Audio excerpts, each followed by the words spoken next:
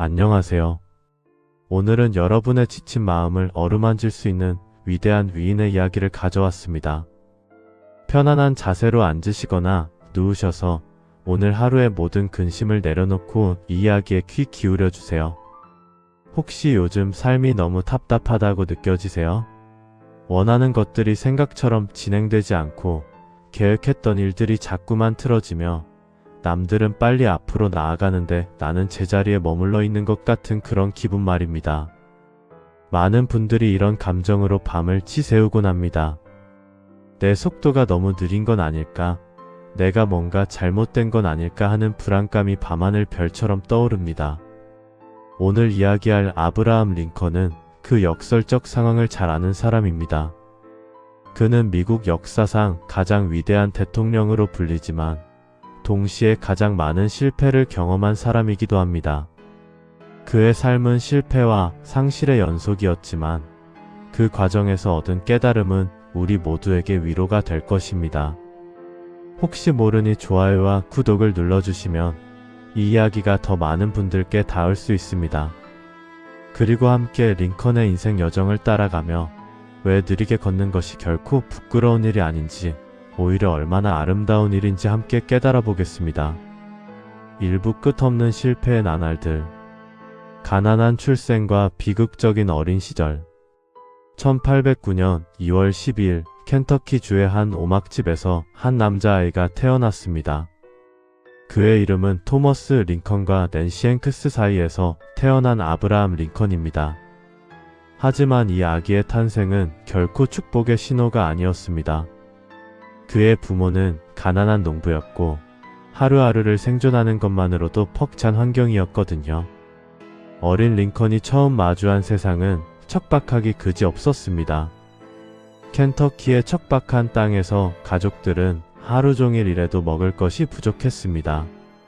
링컨의 아버지 토머스는 성품이 거칠기로 유명했습니다.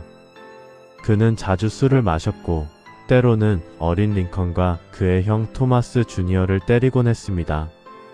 어린아이였던 링컨은 이런 환경에서 아버지를 두려워하면서도 존경할 무언가를 찾으려고 애썼습니다. 링컨의 어머니 낸시는 반대로 따뜻한 마음을 가진 여성이었습니다. 비록 교육받지 못했지만 그녀는 어린 아들의 호기심에 귀를 기울이고 그의 꿈을 응원했습니다. 하지만 그 따뜻함이 오래 지속되지 못했습니다. 9살이 되는 해 링컨의 인생의 첫 번째 큰 비극이 찾아왔습니다. 그의 어머니 낸시가 우유병을 마신 후 톡성에 의해 조용히 죽음의 길로 접어들었습니다. 당시에는 원인을 정확히 알지 못했지만 어쨌든 링컨의 어머니는 세상을 떠났습니다. 어린 링컨은 어머니가 죽어가는 과정을 곁에서 지켜봐야 했습니다. 며칠 동안 고통으로 몸을 구부린 어머니, 마침내 눈을 감은 어머니. 링컨은 나중에 이 시기를 회상하면서 나의 비참한 삶의 시작이라고 표현했습니다. 어린 나이에 어머니를 잃은 충격은 그의 마음에 깊은 상처를 냈습니다. 그 이후로 링컨은 우울증이라는 친구를 얻게 되었습니다. 그것은 일생을 따라다니는 친구가 되었습니다. 불과 1년 후 또 다른 비극이 닥쳤습니다. 링컨의 누나 사라가 출산 중에 세상을 떠난 것입니다. 형제 자매를 잃은 슬픔. 어린 링컨의 가슴에 또 다른 구멍이 생겼습니다. 어머니와 누나를 동시에 잃은 9살 소녀는 이제 완전히 혼자라고 느껴졌을 것입니다.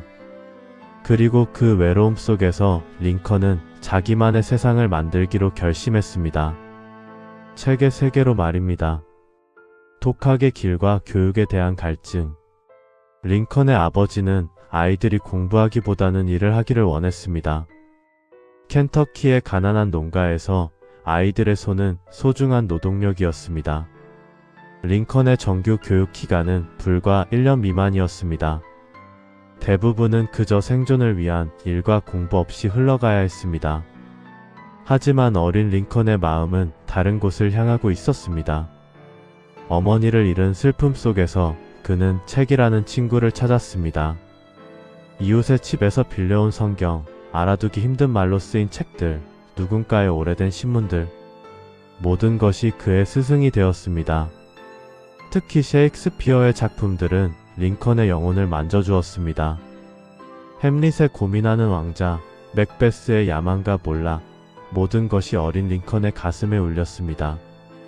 그는 촛불 아래에서, 벽난로의 불빛 아래에서 이 책들을 읽으며 밤을 샜습니다.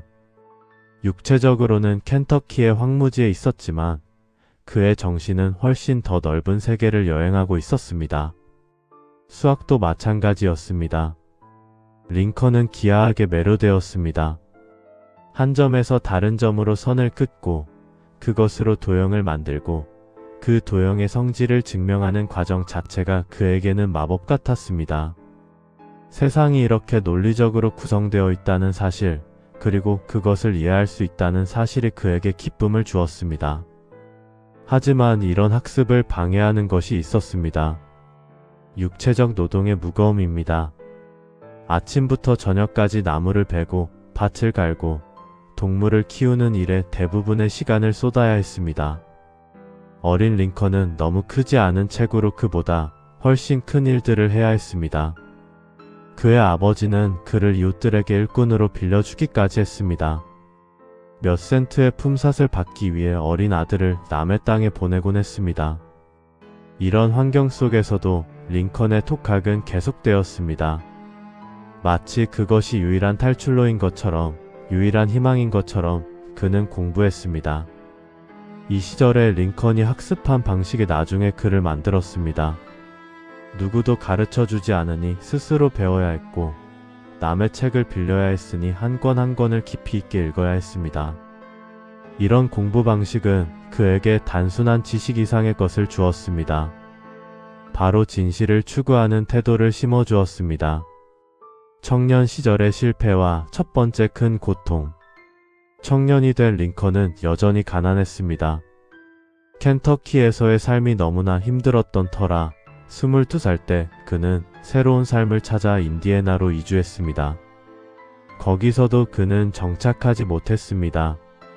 25살 때 다시 일리노이의 뉴살럼이라는 작은 마을로 옮겨갔습니다. 뉴살럼에서 링컨은 여러 일을 했습니다. 목재를 자르는 일, 차파점 점원, 측량사. 어느 것도 그에게 충분한 생계를 주지는 못했습니다. 하지만 이 마을에서 링컨은 무언가를 얻었습니다. 바로 사람들의 신뢰였습니다. 링컨은 정직한 사람이었습니다. 비록 교육받지 못했고 비록 돈이 없었지만 그는 약속을 지켰습니다. 무게를 달 때 정확히 달았고 물건의 값을 정직하게 책정했으며 거짓말을 하지 않았습니다. 마을 사람들은 그를 정직한 에이브라고 부르기 시작했습니다. 26살 때 링컨은 또 다른 도전을 했습니다. 뉴살럼에서 차파점을 차린 것입니다. 다른 사람들과 함께 말입니다. 그러나 이 사업은 대실패로 끝났습니다. 당시의 경제 상황, 링컨의 경영 경험 부족, 그리고 운이 따르지 않았습니다. 차파점은 문을 닫아야 했고 링컨은 막대한 빚을 지게 되었습니다. 이 빚을 갚는 데는 무려 17년이 걸렸습니다.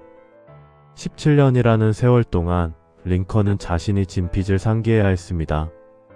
다른 사람의 돈으로 실패했다는 죄책감, 그 돈이 누군가의 생존 자금이었을 수도 있다는 생각, 이 무게는 링컨의 어깨를 눌렀습니다. 더 심각한 일은 개인의 삶에서 벌어졌습니다. 이 시기 링컨은 앤 러틀리지라는 여인을 사랑하게 되었습니다. 앤은 지역의 명사의 딸로 링컨보다 훨씬 나은 환경에서 자란 여성이었습니다. 하지만 그녀는 링컨의 진실함과 따뜻함에 마음을 열었습니다. 두 사람은 서로 사랑하게 되었고 결혼을 약속했습니다. 그러나 1835년 여름 비극이 닥쳤습니다. 앤이 갑자기 장티푸스에 걸렸습니다. 당시에는 이 병을 치료할 방법이 없었습니다. 링컨은 앤이 죽어가는 과정을 지켜보았습니다. 어머니, 누나에 이어 이번에는 자신의 첫사랑을 잃었습니다. 22살의 나이에. 이 충격은 링컨을 거의 파괴했습니다. 그는 심각한 우울증에 빠져들었습니다. 밤이 되면 눈을 감을 수 없었고 낮이 되면 모든 것이 회색으로 보였습니다. 친구들은 링컨이 자해할까봐 두려워했습니다. 그의 우울증은 너무 깊었기 때문입니다. 몇 주 동안 그는 거의 말을 하지 않았습니다. 음식도 거의 먹지 않았습니다. 마치 그도 따라가고 싶었던 것처럼. 정치적 좌절과 계속되는 실패. 이 모든 고통 속에서도 링컨은 살아가야 했습니다. 그는 자신의 우울증과 싸우면서 동시에 정치에 눈을 돌리고 있었습니다. 1832년 23살의 링컨은 일리노이 주의회 의원 선거에 출마했습니다. 하지만 떨어졌습니다. 첫 번째 도전은 실패로 끝났습니다. 그리고 이것은 시작일 뿐이었습니다. 2년 후인 1834년 25살이 된 링컨은 다시 도전했습니다. 이번에는 당선되었습니다. 하지만 그의 승리는 오래가지 못했습니다. 정치라는 세계도 그의 예상과 달랐습니다. 자신이 옳다고 믿는 것을 말해야 했고 때로는 타협해야 했습니다. 때로는 자신의 신념과 정치적 현실이 충돌했습니다. 1843년 34살이 된 링컨은 연방 하원의원 선거에 출마했습니다. 이 선거도 떨어졌습니다. 3년을 기다린 끝에 온 실패였습니다.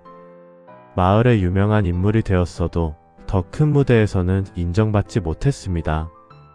1846년 37살의 링컨은 다시 연방 하원의원 선거에 나섰습니다. 이번에는 당선되었습니다. 수년 만의 승리였습니다. 하지만 이 승리도 두 번에 그쳤습니다. 1848년 39살이 되었을 때 그는 재선에 실패했습니다. 그는 다시 정계를 떠나야 했습니다. 이 시기 링컨은 자신의 인생에 대해 깊이 고민했습니다. 내가 정치가로 적합하지 않은 건 아닐까? 내가 추구하는 것들이 현실과 맞지 않는 건 아닐까? 이런 의문들이 그의 밤을 지새웠습니다. 개인의 삶도 바뀌어 있었습니다. 앤의 죽음 이후 몇 년이 지나 링컨은 메리 토드라는 여성을 만났습니다. 메리는 켄터키의 부유한 가정 출신으로 좋은 교육을 받은 여성이었습니다.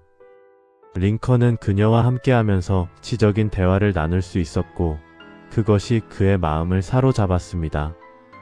1842년 33살의 링컨은 메리와 결혼했습니다. 하지만 이 결혼도 쉽지 않았습니다. 메리는 감정이 격한 여성이었고 때로는 과거에 대한 불안감으로 남편을 의심했습니다. 두 사람은 서로 사랑했지만 그들의 결혼은 많은 어려움을 겪었습니다. 더 깊은 슬픔은 자녀를 키우는 과정에서 찾아왔습니다. 링컨과 메리는 4명의 아들을 낳았습니다. 로버트, 에드워드, 윌리엄, 토마스 테드라고 불렸습니다. 하지만 4아들 중 3명을 병으로 잃어야 했습니다. 특히 두 번째 아들 에드워드는 불과 3살의 나이에 세상을 떠났습니다. 1862년에는 11살의 세 번째 아들 윌리가 높은 열병으로 갑자기 세상을 떠났습니다. 이 죽음은 링컨의 가슴을 완전히 무너뜨렸습니다. 당시는 남북 전쟁의 한가운데였습니다. 나라의 존망이 걸린 그 시간, 링컨은 아들의 죽음 앞에서 무릎을 꿇어야 했습니다. 그는 나중에 이 시기를 회상하면서 아내는 정신을 잃었고 나는 모든 것을 포기하고 싶었다고 말했습니다. 50년의 좌절과 절망의 깊이. 1854년 45살의 링컨은 상원의원 선거에 도전했습니다. 또 떨어졌습니다. 1856년 47살 때는 공화당 부통령 후보 지명을 받기를 기대했지만 그것도 떨어졌습니다. 벤저민 프레몬트가 후보가 되었고 링컨은 다시 한번 실패감을 맛봐야 했습니다. 그리고 1858년 49살이 된 링컨은 일리노이 상원의원 선거에 도전했습니다. 이번 선거는 이전의 것들과 달랐습니다. 그는 스티븐 더글러스라는 강력한 정치인과 맞닥뜨렸습니다. 더글러스는 이미 여러 번 상원의원을 역임한 경험 많은 정치인이었습니다. 링컨에게는 완전히 불리한 상황이었습니다. 하지만 이 선거에서 벌어진 링컨 vs 더글러스 논쟁은 미국 정치사에 남을 위대한 순간이 되었습니다. 링컨은 처음으로 명확한 목소리로 노예제에 대해 말했습니다. 모든 인간은 평등하게 태어났다는 기본 원칙을 지키기 위해서는 노예제는 폐지되어야 한다고 말했습니다. 그의 말은 전국을 울렸습니다. 신문들이 그의 연설을 실었고 동부의 사람들도 일리노이의 변호사에 주목하기 시작했습니다. 하지만 당의 이익을 생각할 때 그의 노예제 폐지로는 너무 급진적이었습니다. 더글러스는 결국 선거에서 이겼고 링컨은 또 다시 낙선했습니다. 이 시점 링컨은 자신의 정치적 미래를 포기하려고 생각했습니다. 50살에 가까워지는 나이에 그는 이제 지친 느낌을 지울 수 없었습니다. 정계를 떠나 변호사로만 살아가는 것이 낫지 않을까 하는 생각도 들었습니다. 그렇게 좌절감과 절망감 속에서 링컨은 자신을 깊이 있게 살펴보기 시작했습니다. 내가 한 모든 노력이 헛된 건가? 내가 추구하는 가치들이 현실과 맞지 않는 건가? 혹은 내가 너무 느렸던 건가? 이 자문 속에서 그는 깨달음을 얻기 시작했습니다. 그것은 한순간의 번개 같은 깨달음이 아니었습니다. 오히려 50년의 고통과 실패 속에서 천천히 응축된 깨달음이었습니다. 이부 느리지만 멈추지 않는 걸음의 비약. 고통 속에서 배우는 것들. 링컨은 자신의 모든 실패에서 무언가를 배웠습니다. 그것은 단순한 교훈이 아니었습니다. 그것은 자신의 영혼 깊숙이 새겨진 경험이었습니다. 사업의 실패에서 그는 배웠습니다. 돈의 흐름, 신용의 중요성, 그리고 실패 후 책임을 지는 방법 말입니다. 17년 동안 그 빚을 갚는 과정 속에서 링컨은 사람들의 신뢰를 얻었습니다. 빚을 갚을 수 없었을 때 도망치거나 변명할 수도 있었습니다. 하지만 그는 하나하나 책임을 져나갔습니다. 정치적 낙선에서 그는 배웠습니다. 사람들이 무엇을 원하고 무엇에 반발하는지, 자신의 신념을 어떻게 표현해야 사람들의 마음에 닿는지. 여러 번의 떨어짐을 통해 링컨은 민심을 읽는 법을 배웠습니다. 그것은 어떤 정치학 교과서도 가르칠 수 없는 지혜였습니다. 개인적 상실에서 그는 배웠습니다. 사람이 고통을 겪을 때 어떤 감정을 느끼는지, 어떤 말이 상처를 주고 어떤 침묵이 치유를 주는지. 어머니, 누나, 첫사랑, 아들들을 잃으면서 링컨은 인간의 가장 깊은 슬픔을 알게 되었습니다. 그 경험은 나중에 그를 위대한 지도자로 만들었습니다. 왜냐하면 그는 자신의 백성들의 고통을 깊이 있게 이해할 수 있었기 때문입니다. 변호사로서의 성장과 신뢰, 정계에서의 끊임없는 낙선이 계속되던 중에도 링컨은 변호사로서 천천히 명성을 쌓아가고 있었습니다. 그의 정직함과 진심이 법정에서도 드러났습니다. 링컨은 의뢰인들의 정황을 깊이 있게 분석했습니다. 법률 지식만 가지고는 부족했기 때문입니다. 그는 사람들의 말을 듣고 눈을 마주치고 그들의 진정한 의도를 파악하려고 했습니다. 가난한 의뢰인도 부유한 의뢰인도 같은 정성으로 대했습니다. 특히 주목할 만한 점은 링컨은 자신이 옳지 않다고 믿는 소송은 받지 않았다는 것입니다. 당시에 많은 변호사들이 돈이 되는 모든 사건을 받았던 것과 달리 링컨은 윤리를 우선했습니다. 법정에서 거짓 증거를 제시하는 것을 거부했고 명백히 부당한 소송은 거절했습니다. 이런 태도들이 쌓여서 링컨은 결국 일리노이주에서 가장 존경받는 변호사 중 한 명이 되었습니다. 그의 이름이 알려지면 사람들은 정직한 에이브라고 하면 믿을 수 있다고 말했습니다. 법정에서의 한 사례가 특히 유명합니다. 링컨이 위증인을 상대했을 때 그 증인이 명백히 거짓말을 했습니다. 링컨은 부드럽지만 분명한 목소리로 그 거짓을 지적했습니다. 판사와 배심원들이 모두 그 증인의 거짓을 알아채도록 링컨은 질문과 대답의 과정을 통해 진실을 드러냈습니다. 그것은 법정 기술이라기보다는 진실에 대한 신념과 그것을 다른 사람에게 전하는 능력이었습니다. 명언의 탄생. 1858년에 선거에서 졌을 때 50살 근처의 링컨은 깊은 성찰에 빠졌습니다. 모든 것을 내려놓고 밤하늘을 바라보며 자신의 삶을 돌아봤습니다. 내 발걸음이 느린 것은 사실이다.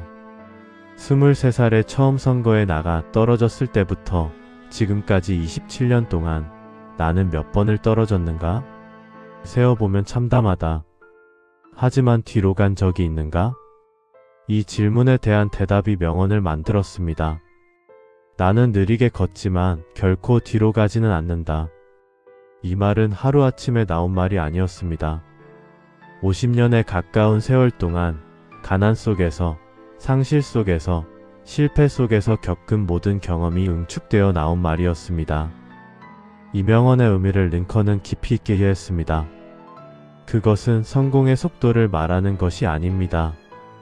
그것은 방향성과 의지를 말하는 것입니다. 세상은 빠른 것을 칭찬합니다. 빠른 성공, 빠른 성장, 빠른 변화. 하지만 링컨은 깨달았습니다. 느리더라도 자신이 옳다고 믿는 방향으로 나아간다면 그것만으로도 충분하다는 것을. 역사의 지혜와 명언의 확장. 이 시기 링컨은 자신의 깨달음을 역사적 지혜와 연결시켰습니다. 공자의 말을 생각해 봤습니다. 천리의 길도 한 걸음에서 시작된다. 또한 옥을 다듬을 때도 조금씩 다듬어야 한다. 작은 돌 하나를 걷어내는 것부터 시작하면 결국 큰 산도 옮길 수 있다는 의미였습니다. 링컨은 자신의 인생이 바로 이것이었음을 깨달았습니다. 한 번의 큰 도약이 아니라 매일매일의 작은 노력들.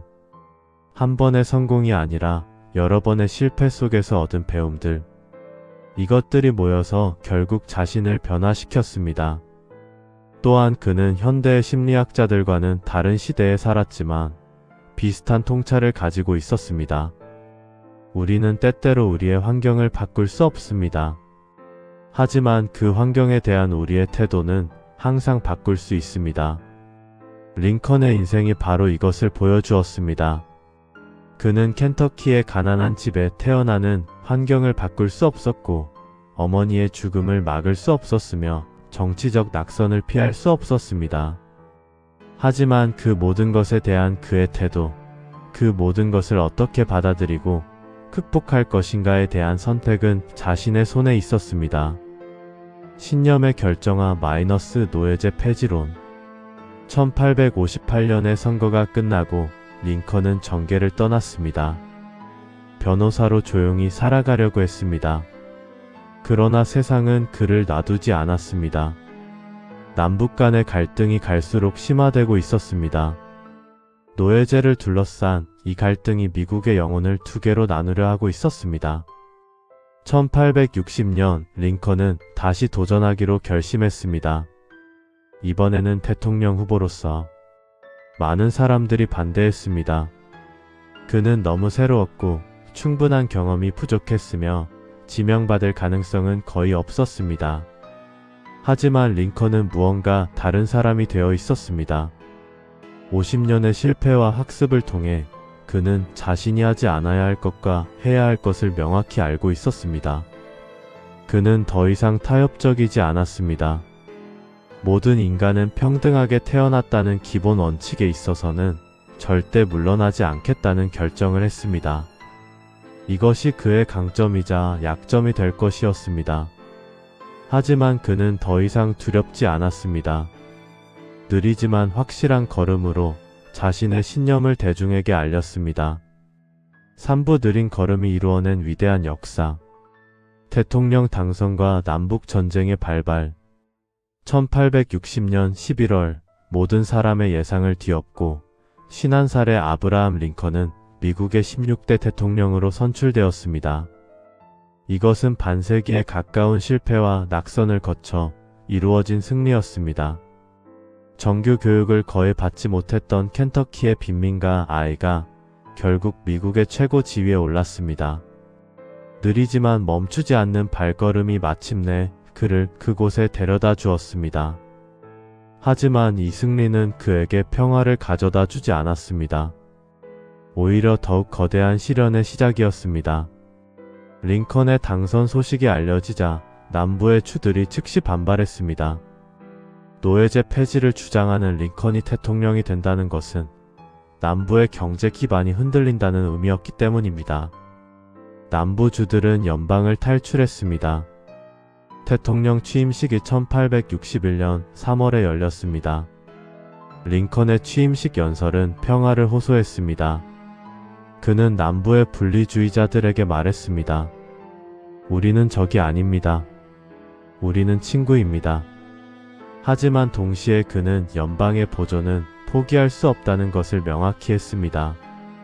그리고 단 5주 1861년 4월 12일 남부군이 연방군 요새인 포트 섬터를 포격했습니다. 남북전쟁이 시작되었습니다. 전쟁의 소용돌이 속으로 처음 몇 개월은 연방군이 계속 패배했습니다. 링컨이 임명한 장군들 중 대부분이 전쟁에 미숙했습니다. 신문들은 계속 링컨을 비난했습니다. 무능하다고, 지도력이 없다고, 이 전쟁을 끝낼 능력이 없다고 말했습니다. 국민들의 지지도 점점 떨어져 나갔습니다. 처음에는 연방을 지키자는 열정이 있었지만 전쟁이 길어지면서 피로감이 모여들었습니다. 수십만의 군인들이 죽었고 가족들은 그들을 기다렸습니다. 아내들은 남편을 여의었고 어머니들은 아들을 여의었습니다. 이 비용이 너무 컸습니다. 링컨의 내각 구성원들도 그에게 대항했습니다. 그는 일부러 자신의 정치적 반대자들을 내각에 임명했습니다. 그들을 이해하고 그들을 제어하기 위해서였습니다. 하지만 이것은 내각 내에서 끊임없는 갈등을 야기했습니다. 한 번은 전쟁부 장관이 링컨의 무능을 공개적으로 비판했습니다. 군부 내에서도 그는 완전히 신뢰받지 못했습니다. 많은 장군들이 그를 무시했습니다. 그들은 이 변호사 출신의 정치인이 군사 전략을 이해할 리 없다고 생각했습니다. 링컨의 군사 지시를 무시한 장군들도 여럿 있었습니다. 1862년이 되자 여러 주요 인물들이 링컨에게 대통령직을 내려놓을 것을 촉구했습니다. 1864년의 재선거에서도 그는 당으로부터 지지받지 못할 것이라는 전망이 유력했습니다. 이것이 바로 링컨이 직면했던 현실입니다. 그는 대통령이었지만 거의 모든 사람이 그를 의심했습니다. 언론, 여론, 내각, 군부, 심지어 자신의 정당도. 개인적 비극의 반복. 더욱 참기 힘든 것은 이 모든 공적 위기 속에서 개인적 비극이 터져나왔다는 것입니다. 1862년 2월 링컨과 메리의 아들 윌리가 높은 열병에 걸렸습니다.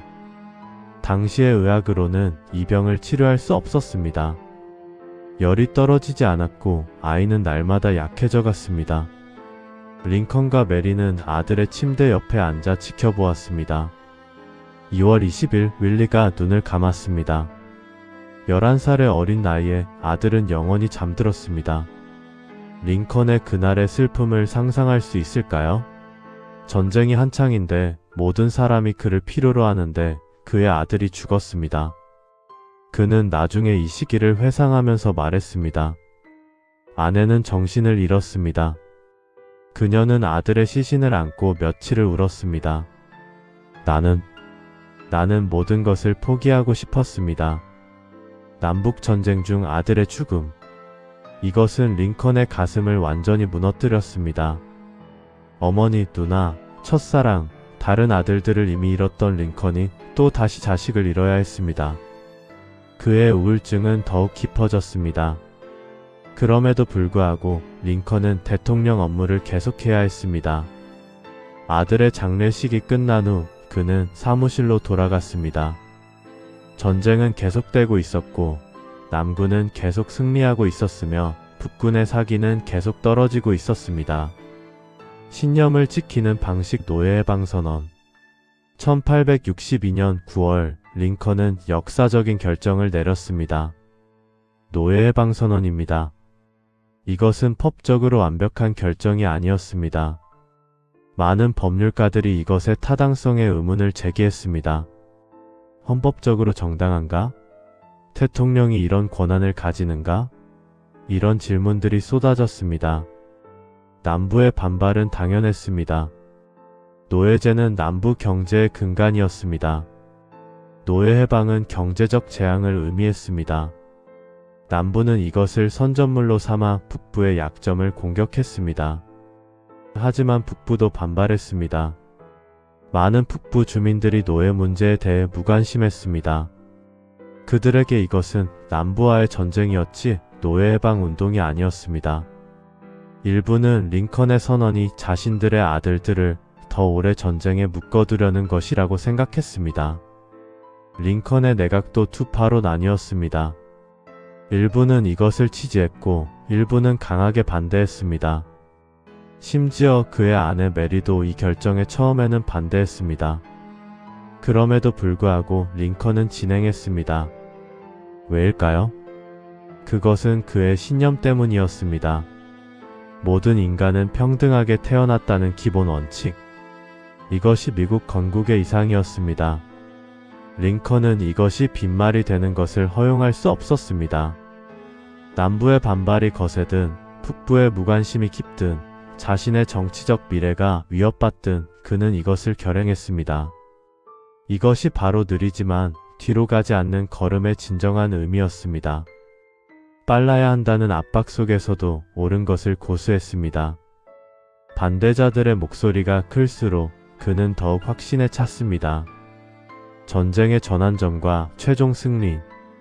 1863년이 되면서 전쟁의 기류가 조금씩 바뀌기 시작했습니다.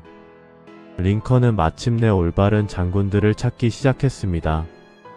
율리시스 그랜트, 윌리엄 셰르먼, 필립 셰리던 같은 장군들이 등장했습니다. 이들은 링컨의 비전을 이해했고 그의 지시를 효과적으로 실행했습니다. 특히 1863년 7월의 게티즈버그 전투는 전쟁의 분수령이 되었습니다. 연방군이 대승을 거두었습니다. 이것은 단순한 군사적 승리가 아니었습니다. 링컨의 신념도 그의 노예 해방 선언도 결국 올바른 기림을 보여주었습니다.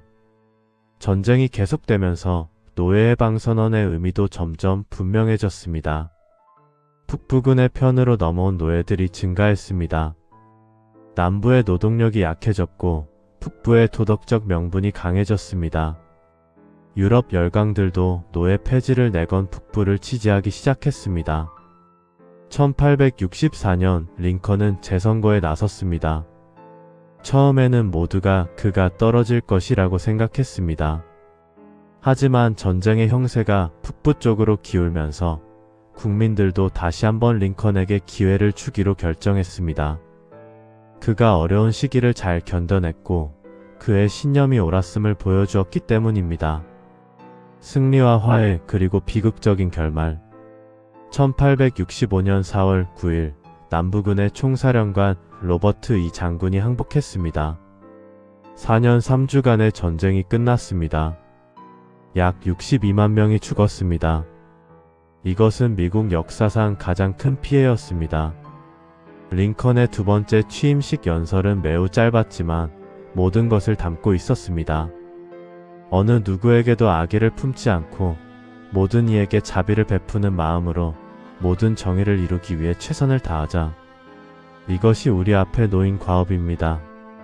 4년간의 피비린내 나는 전쟁이 끝났는데 링컨은 폭수가 아니라 화해를 말했습니다.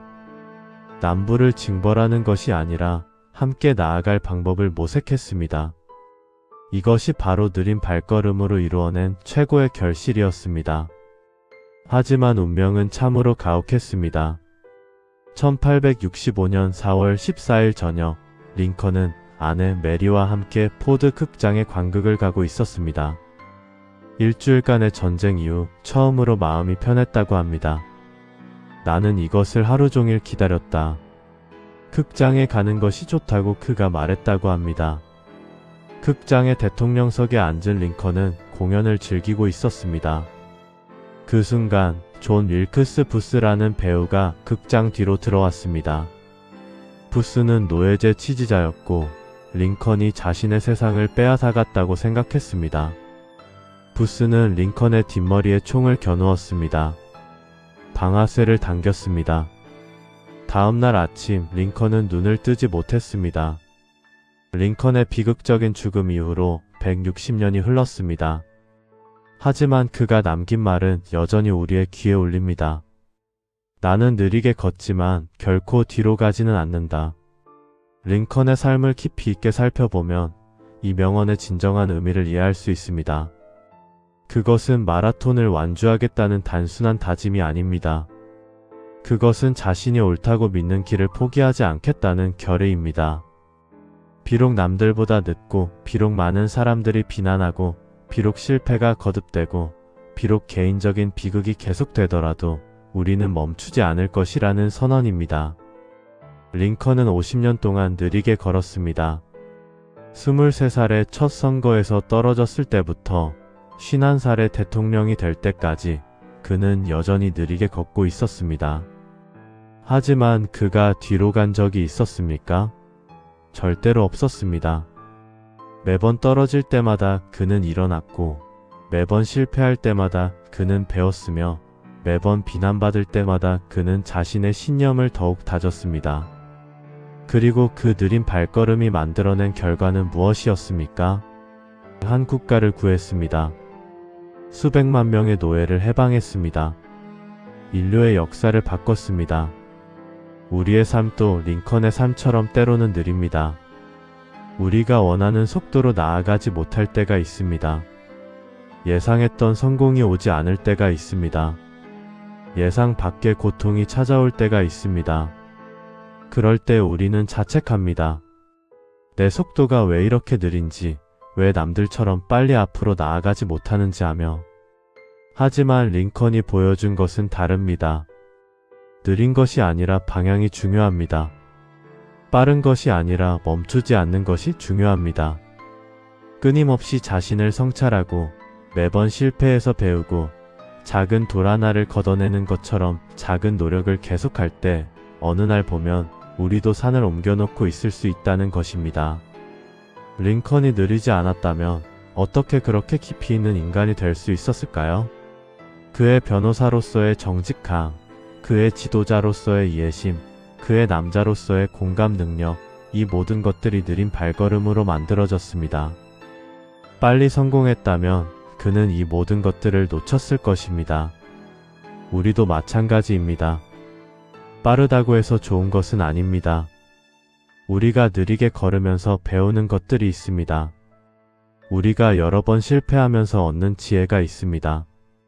우리가 고통을 겪으면서 깨닫는 진리가 있습니다. 이 모든 것이 우리를 더욱 아름다운 사람으로 만듭니다.